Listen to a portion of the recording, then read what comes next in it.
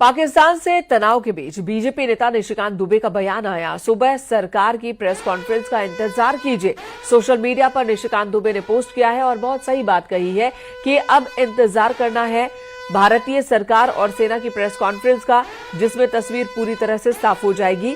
क्योंकि एक जिम्मेदार मीडिया होने के नाते हमारी भी कोशिश है कि कोई भी ऐसी खबर हम न फैलाएं, कोई भी ऐसी बात आगे न फैलाएं जिसका नुकसान भारत को उठाना पड़ सकता है, या भारत की सेना की छवि खराब हो सकती है, या पाकिस्तान को यानी कि देश के दुश्मनों को मदद मिल सके। तो हमारी यही कोशिश रही पूरी रात कि हम आप तक खबर पहुंचाए, सटीक खबर पहुंचाए, और कितना बड़ा डेंट, कितना बड़ा नुकसान पाकिस्तान को पहुंचा है ये साफ हो जाएगा जब प्रेस कॉन्फ्रेंस होगी।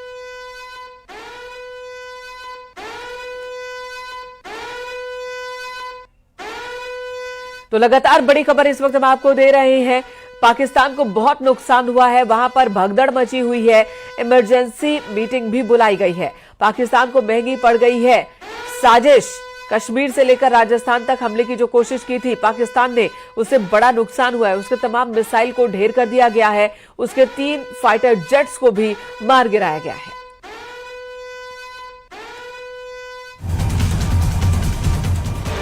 पाकिस्तान ने भारत पर हमले की गुस्ताखी की और फिर चंद सेकंड के भीतर भारत ने अपना रौद्र रूप दिखा दिया। चंद सेकंड के भीतर पाकिस्तान के हमलों को नाकाम करने के बाद भारतीय सेना ने पाकिस्तान को घुटनों पर ला दिया। न्यूज 18 इंडिया के मनोज गुप्ता की एक्सक्लूसिव रिपोर्ट के मुताबिक पाकिस्तान को चीन से मिले HQ-9 सिस्टम पर भारी चोट पहुंची है। भारतीय हमले में F-16 विमान को भी भारी नुकसान पहुंचा है। भारत ने लाहौर के एयर डिफेंस सिस्टम को बर्बाद कर दिया। भारत के हमले में पाकिस्तानी सेना को भारी नुकसान पहुंचा है। लाहौर में HQ-9 डिफेंस मिसाइल लॉन्चर ध्वस्त हो गया। पाकिस्तान ने भारत की ओर जो भी हमले किए उसे भारत की एयर डिफेंस सिस्टम ने जमीन पर उतरने ही नहीं दिया और उसे हवा में ही मार गिराया।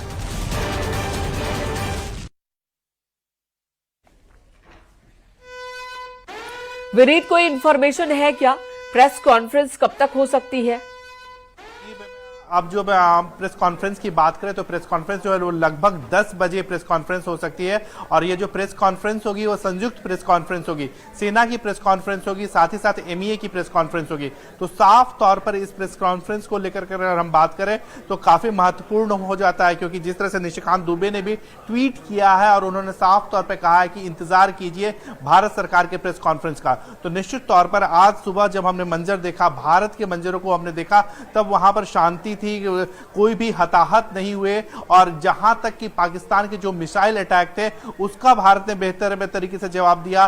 ड्रोन अटैक हुए उसका भारत ने बेहतर तरीके से जवाब दिया, ड्रोन को नष्ट किया, मिसाइल को नष्ट किया। वहीं पर भारत ने पाकिस्तान के एयर डिफेंस सिस्टम को नष्ट किया, और इसके साथ ही साथ अपनी ओर से जो भारत की ओर से जो मिसाइल दागे गए या फिर ड्रोन दागे गए वो सही निशाने पर लगे। तो निश्चित तौर पर जब हताहतों की बात आएगी, धीरे धीरे दिन जो है वो चढ़ता जाएगा। जब तस्वीरें और आएंगी, पाकिस्तान से तस्वीरें आएंगी, तो निश्चित तौर पर वो जो तस्वीरें होंगी पाकिस्तान के लिए काफी बुरी तस्वीरें होंगी। पाकिस्तान को एक करारा जवाब जो है वो भारत की ओर से दिया जाएगा कि आखिरकार भारत की ओर अगर कोई आंख उठा के देखेगा तो भारत किस तरह से जवाब देगा। तो निश्चित तौर पर अभी हमें इंतजार करना पड़ेगा। लगभग अब खबर आ रही है कि 10 बजे के लगभग में भारत सरकार की एक प्रेस कॉन्फ्रेंस होगी, जो सेना की प्रेस कॉन्फ्रेंस होगी, साथ ही साथ विदेश मंत्रालय की संयुक्त तौर पर प्रेस कॉन्फ्रेंस होगी। और इसमें कल पाकिस्तान ने जिस तरह से सीज फायर का उल्लंघन किया था इसके बारे में जानकारी दी जाएगी। साथ ही साथ भारत ने जो जवाबी कार्रवाई की है उसके बारे में जानकारी दी जाएगी। इसके साथ ही साथ भारत सरकार के द्वारा जो कूटनीतिक स्तर पर जो कदम उठाए जा रहे हैं उसको बारे में जानकारी दी जाएगी। चाहे वो अब विदेश मंत्री S जयशंकर जो है वो विभिन्न अपने काउंटर पार्ट्स के साथ बातचीत कर रहे हैं उसके बारे में जानकारी दी जाएगी, या फिर अगर हम बात करें NSA अजीत डोभाल जिस तरह से अपने काउंटर पार्ट से दुनिया भर में बात कर रहे हैं। और एक और खबर आई कि जम्मू में सुबह 4:21 से 4:19 के बीच भी धमाकों की आवाज सुनाई पड़ी। जम्मू में एक बार फिर ब्लैकआउट हो गया है। बड़ी खबर है कि जम्मू में एक बार फिर ब्लैकआउट हुआ। सुबह 4:21 से 4:29 के बीच वहां पर धमाकों की आवाज सुनाई पड़ी। इसे लेकर और क्या जानकारी है? तौर पर जम्मू में जो है वो ब्लैकआउट हुआ है, लेकिन फिर हमने वहां पर देखा कि जम्मू से ही जम्मू प्रशासन की ओर से एक एहतियात जारी की गई, एक बात कही गई, हेल्पलाइन जो है वो जारी की गई और साफ तौर पर यह भी कहा गया कि घबराने की कोई जरूरत नहीं है।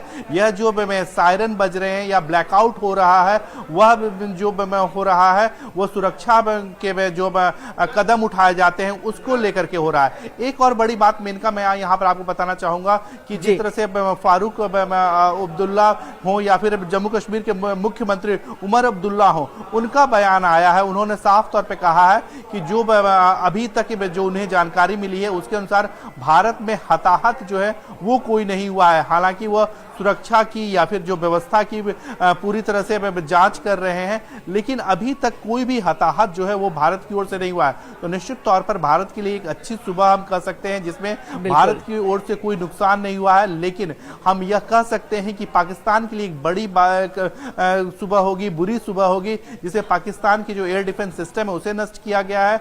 दूसरी ओर पाकिस्तान के 3 बड़े लड़ाकू विमान जिसमें F-16 भी शामिल है उसे भारत ने नष्ट कर दिया। इसके साथ साथ पाकिस्तान के जो भी ड्रोन में अटैक हुए थे उसे भारत ने नष्ट कर दिया।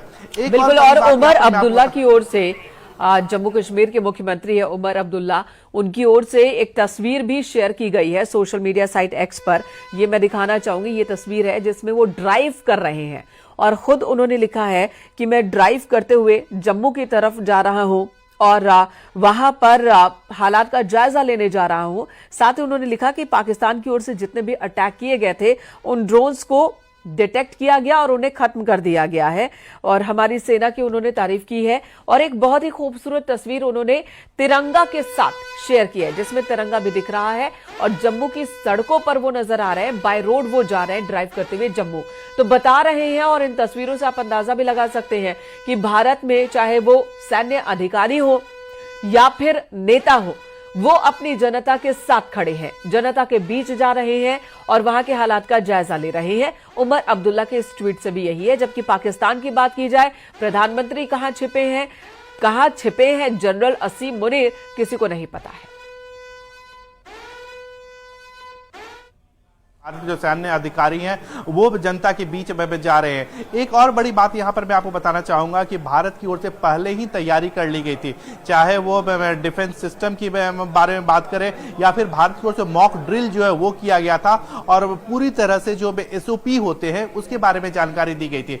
वहीं अगर हम पाकिस्तान के बारे में बात करें तो पाकिस्तान में जो स्थिति है उसमें पाकिस्तान की कोई तैयारी नहीं है। पाकिस्तान जो है वो सिर्फ सीज फायर का उल्लंघन कर रहा है, भड़काने की कोशिश कर रहा है और भारत जो है वो जो पाकिस्तान कार्रवाई कर रहा है उसकी जवाबी कार्रवाई कर रहा है। इसके साथ ही साथ अगर हम देखें कूटनीतिक स्तर पर भी पाकिस्तान की कोई तैयारी नहीं है। इसी कारण पाकिस्तान जो है वो अमेरिका के पास जाता है तो अमेरिका भी उसे मदद नहीं करता है। चीन ने भी खुल करके पाकिस्तान के साथ नहीं आया है। वहीं पर अगर हम बात करें तो कई ऐसे देश हैं, दुनिया के तमाम ऐसे देश हैं वो भारत के कदम की सराहना कर रहे हैं। भारत के आतंकवाद के खिलाफ लड़ाई में वो साथ हैं। भारत की जो आतंकवाद के खिलाफ जीरो टॉलरेंस की नीति है उसमें उसके साथ भारत के साथ है। इजराइल ने तो खुल करके भारत की कार्रवाई का समर्थन किया है। तो साफ तौर पर भारत को एक और जहां पर सैनिक दृष्टि से सफलता मिल रही है या फिर सैनिक दृष्टिकोण से भारत जो है वो पाकिस्तान पर भारी पड़ रहा है, वहीं पर दूसरी ओर कूटनीतिक स्तर पर भी भारत जो है वो पाकिस्तान को घेरने की कोशिश कर रहा है। हम इसके साथ ही साथ एक बात करें, यूएन की ओर से भी पाकिस्तान की कार्रवाई की जो निंदा है वो की गई। यूएन में भारत को कहीं ना कहीं हम इसे कह सकते हैं तो पहले ही अलग थलग कर दिया था पाकिस्तान को भारत ने और अब ये सैन्य कार्रवाई भी पाकिस्तान झेले। जरा जैसलमेर का रुख एक बार फिर करते हैं, वहां के लोग क्या कह रहे हैं, क्या उनका अनुभव था, सुनते हैं। जैसलमेर के हनुमान चौक की एक बार फिर मैं तस्वीर दिखाता हूं आपको, क्योंकि यहाँ पर काफी लोग यहाँ पर आ गए, इकट्ठे हो गए और अभी तक हमने जिन जिन लोगों से बात की किसी ने अभी शहर कोई घायल नहीं हुआ, किसी तरीके की कोई कैजुअलिटी नहीं हुई। लोगों के अंदर हम देख रहे हैं कि रात को जो डर था वो अब डर नहीं, अब जोश और जज्बा है और लोग कह रहे हैं कि वो सेना के साथ खड़े रहेंगे और खासतौर पर भारतीय सेना की तारीफ कर रहे हैं कि ऐसे वक्त में जब जैसलमेर पर रात भर बादल मंडराते रहे खतरे के और जो जिस तरीके से ड्रोन और मिसाइल के हमले हुए थे उसको नाकाम किया हमारे 400 एयर डिफेंस सिस्टम ने, तो उसके बाद में उसमें लोगों में भरोसा बढ़ा, विश्वास बढ़ा सेना को लेकर कि पाकिस्तान कोई भी हिमाकत करेगा तो उसका जवाब हमारी सेना देगी। जी, पाकिस्तान की हर एक हिमाकत का जवाब भारतीय सेना के पास है और भारतीय सेना न सिर्फ पाकिस्तान के इरादों को चकनाचूर कर रही है बल्कि उसे चोट भी पहुंचा रही है। पाकिस्तान की तरफ से एक कदम उठाया जाता है, भारत की तरफ से 10 कदम उठाए जाते हैं और फिलहाल पाकिस्तान में घबराहट है। वहीं बीएलए की बात की जाए तो बीएलए ने यानी कि बलूचिस्तान ने खुद को स्वतंत्र घोषित कर दिया है। बलूचिस्तान की ओर से भी इस मौके का पूरा फायदा उठाया जा रहा है। बीएलए ने यह घोषणा कर दी कि बलूचिस्तान स्वतंत्र है, इस पर पाकिस्तान का कोई अधिकार नहीं है। बलूच आर्मी की ओर से भी, बीएलए की ओर से भी लगातार पाकिस्तान पर अब अटैक हो रहा है और पाकिस्तानी सैनिकों को निशाने पर लिया जा रहा है। तो पाकिस्तान चौतरफा घिर चुका है इस वक्त। कूटनीतिक स्तर पर भी पाकिस्तान को किसी भी देश का साथ नहीं है।